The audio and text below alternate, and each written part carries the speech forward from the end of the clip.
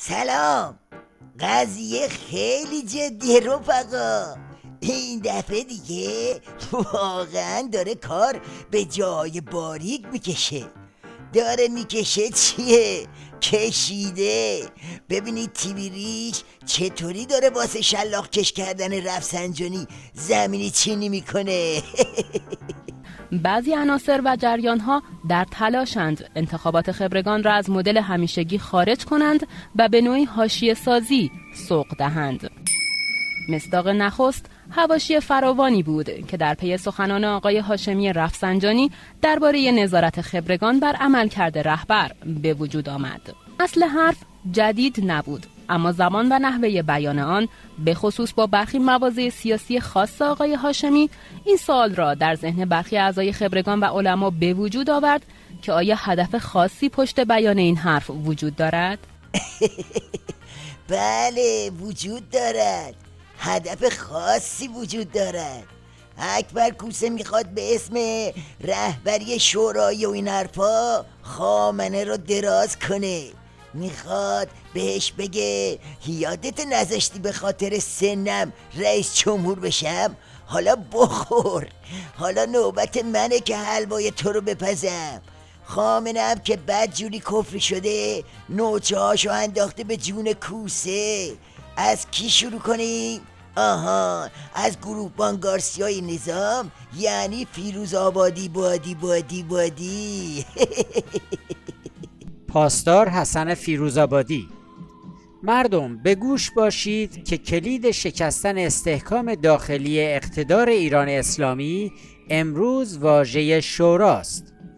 امروز که شمشیر فتنه کند شده است، حیله جدیدی به نام شورا به کار گرفته می شود تا راهکار قانون اساسی برای شرایط اضطرار با طرح شورا در مجمع خبرگان ولایت فقیه زنده، پویا و برقرار در کشور را بشکنند.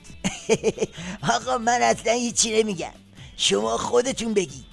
وقتی رئیس ستاد مشترک نیروهای مسلح آخوندا یا همین سازمان گوشت متحرکی که ملاحظه کردید به یکی میگه هیله‌گر و فتنه‌گر و شکننده اقتدار، منظور چیه؟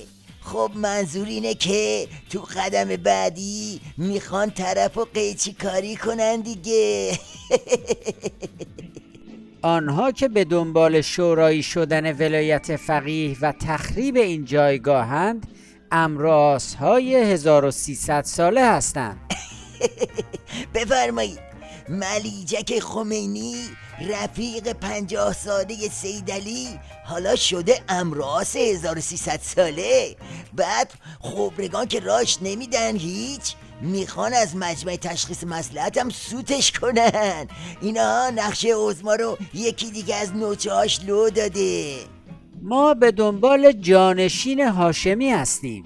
متاسفانه آقای هاشمی صحبتی را مطرح می کنند که در نزدیکی انتخابات خبرگان بوی فتنه جدید از آن به مشام می رسد. الان در مورد جانشینی رهبر انقلاب حرف می زنید. همینجا به آقای هاشمی اعلام می کنیم که ما به دنبال جانشینی برای خود شما هستیم. بله، یکی از جانشینایی که اکبر کوسه برای خودش تعیین کرده همون برگ مخفی اکبر کوسه برای چزوندن عظماست. مصداق دومی که برخی تلاش کردند انتخابات خبرگان را با استناد به آن حاشیه دار و سیاسی کنند، اعلام غیر مستقیم نامزدی حجت الاسلام سید حسن خمینی در انتخابات خبرگان بود. خبر دارم که ایشون تصمیم قاطع گرفته برای اینکه در انتخابات ثبت نام بکنه. از اونجایی که خامنه میدونه به این راحتی ها نمیتونه با اسم خمینی طرف بشه، داره زور میزنه تا با روش‌های همیشگی خودش زهر چشم بگیره. چجوری؟ اینجوری. سید حسن با هوش قابل درک خود می‌داند که امام خمینی در حافظه ایرانیان دارای شاخص‌ها و ویژگی‌های اصولی، انقلابی، مردمی، اخلاقی و فراجناحی خاصی است که نزدیکان و منتسبان وی تنها در چارچوب این ویژگی‌ها تعریف و دارای اعتبار محسوب می‌شوند. بنابراین تلاش برخی جریان‌ها برای جناحی کردن نامزدی نوه امام با هوشیاری وی به نتیجه‌ای نخواهد رسید. فکر کردی نوچه رفسنجانی به همین سادگی خام میشه و به عظمای تلس شکسته رکاب میده؟ نه بابا، این عبا خیلی پاره تر از این حرفاست. رژیمی که از زیر رنده خبرگان بیرون بیاد از اینم که از آشولاشتره. چه رفسنجانی رو قیچی کنن و چه بهش تن بدن، در هر حال اون چه که آب لنبو میشه نظام ولایته که اون وقت آخرین اردنگی ملته. بله، اینو از موشکاف داشته باشید.